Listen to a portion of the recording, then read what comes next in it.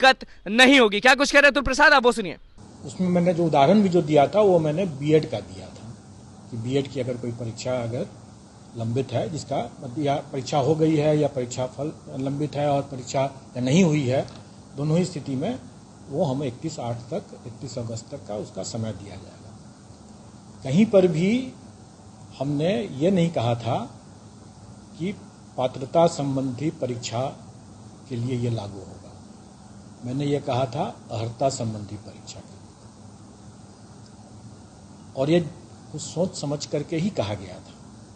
ये नहीं कि मैं पात्रता संबंधी परीक्षा के लिए नहीं ये छूट देना चाहता था। मैं छूट तो मैं सबके लिए देना चाहता हूँ, लेकिन छूट देने का अधिकार जो है वो सरकार का है। बिना सरकार की अनुमति के उसकी कोई घोषणा नहीं की जा सकती है, और इसीलिए मैंने अर्हता संबंधी कोई भी परीक्षा के लिए ये घोषणा किया था।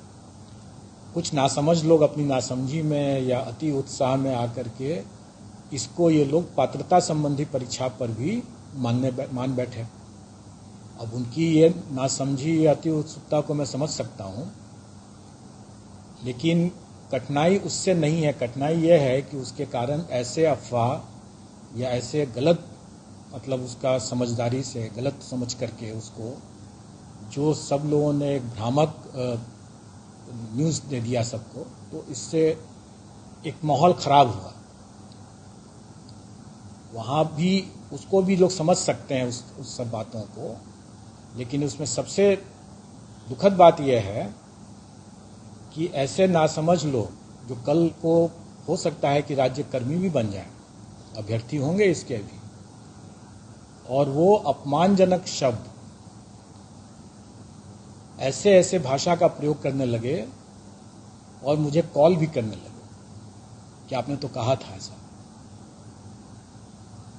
ऐसे आचरण करने वाले जो नासमझ या अति उत्साही व्यक्ति हैं, अगर ऐसे राज्यकर्मी अगर हो जाएंगे,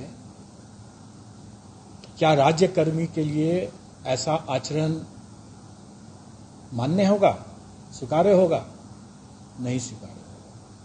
तो ऐसे अगर राज्यकर्मी अगर होते जो इस तरह का आचरण संवैधानिक संस्था के ऊपर, संवैधानिक पदाधिकारियों के ऊपर इस तरह का आरोप, गलत आरोप और अपमानजनक शब्दों का प्रयोग करना, उनसे जवाब सवाल करना गलत समझ करके या अपनी नासमझी में करके ऐसा मिसकंडक्ट जो करते हैं कोई सरकारी कर्मचारी, तो उनको उनकी बर्खास्तगी भी हो सकती है। तो क्या अगर राज्यकर्मी की अगर बर्खास्तगी हो सकती है ऐसे मामलों में, तो क्या अभ्यर्थी के ऊपर कार्रवाई नहीं हो सकती है या नहीं होनी चाहिए?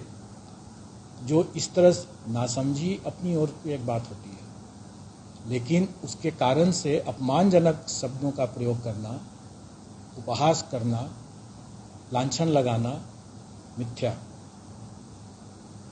ये उनके चरित्र बतलाता है, जो कि सरकारी कर्मचारी होने के लिए उपयुक्त चरित्र नहीं है ये, और हो सकता है कि इसकी खामियाजा उन लोगों को भुगतना पड़े। जो ऐसे जो नासमझ लोग अपने अति उत्साह में आ करके अनाप शनाप इस तरह की बात किए हैं, ये तो मैंने अपने उस पिछले पीसी के बारे में बताया, उसके संदर्भ में कि मैंने अर्हता संबंधी घोषणा किया था, अर्हता संबंधी परीक्षा के लिए, पात्रता संबंधी परीक्षा के लिए नहीं।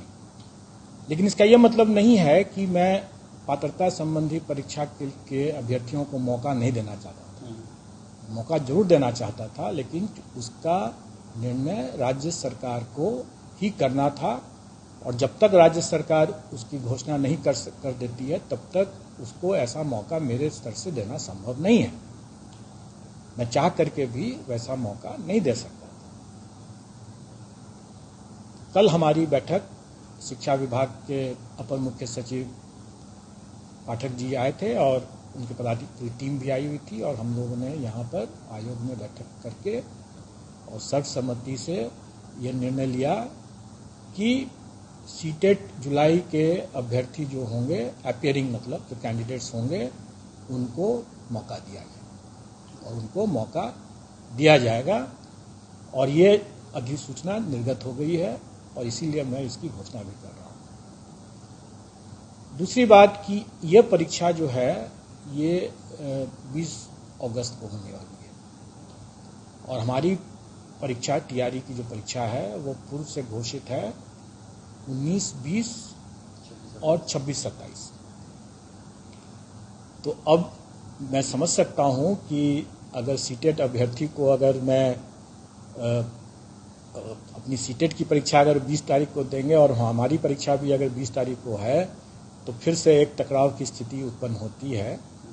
और चूंकि वो सीटेट की परीक्षा राष्ट्रीय स्तर की परीक्षा है इसलिए मैं अपनी परीक्षा को की तिथि में थोड़ा परिवर्तन करूंगा और ये परिवर्तन करके मैं उसको 4 दिन लगातार कर दूंगा। मतलब कि जो अभी 26, 27 है, 19, 20 और 26, 27 है तो उसको बदल करके 24, 25, 26, 27 4 दिन लगातार वो परीक्षा हो जाएगा जिससे कि किसी को कोई कठिनाई नहीं होगी। और जैसा मैंने पहले भी स्पष्ट किया हुआ है, मेरे विज्ञापन में भी निकला हुआ है कि अगर अभ्यर्थियों की संख्या अधिक हो जाएगी तो मैं 2 शिफ्ट में परीक्षा लूँगा, उसकी बाध्यता हो जाएगी।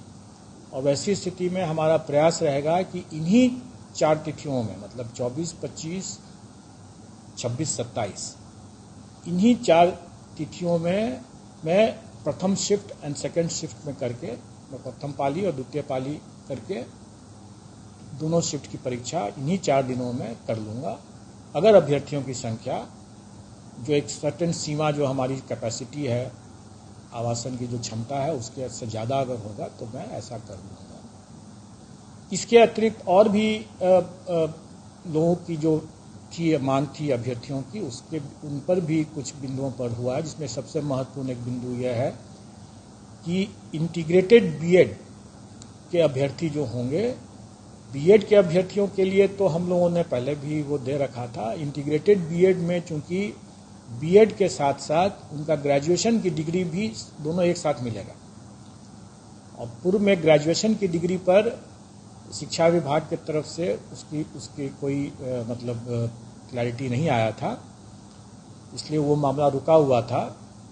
अब उसका भी क्लैरिटी आ गया है और इंटीग्रेटेड बीएड वालों को भी मौका दिया जाएगा। मतलब जो अपीयरिंग कैंडिडेट है इंटीग्रेटेड बीएड के उनको भी मौका दिया जाएगा।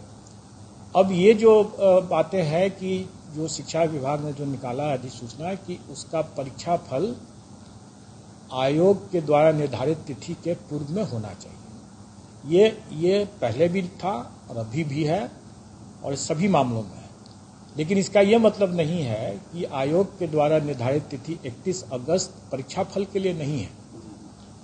31 अगस्त जो है वो आयोग के द्वारा निर्धारित की गई ये तिथि जो है ये भी शिक्षा विभाग के साथ परामर्श करके ही ये तिथि निकाली गई है, ये परीक्षा देने की, क्योंकि ये अनुमान लगाया जाता है। और जैसा कल हम लोगों ने पूछा भी, सीटेट के भी पदाधिकारी आए थे, उनसे भी पूछा कि आपकी जो परीक्षा 20 अगस्त को होगी तो उसका परीक्षा फल आप कितने समय में दे सकते हैं।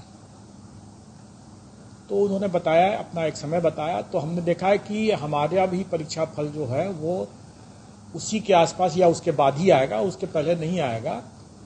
इसलिए हम लोग 31 अगस्त का जो डेट रखे हुए हैं वो परीक्षा में अपीयर होने का डेट है। तो सीटेट के परीक्षार्थी जो 20 अगस्त को जो परीक्षा देंगे वो आराम से दे सकते हैं और टीआरई की परीक्षा भी वो 24, 25, 26, 27 को दे सकते हैं।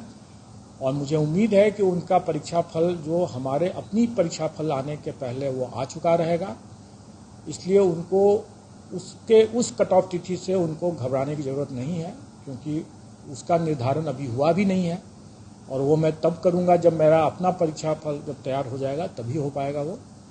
उसके पहले उनका आ जाना चाहिए, हमारे परीक्षा फल के निकलने के पहले उनका आ जाना चाहिए।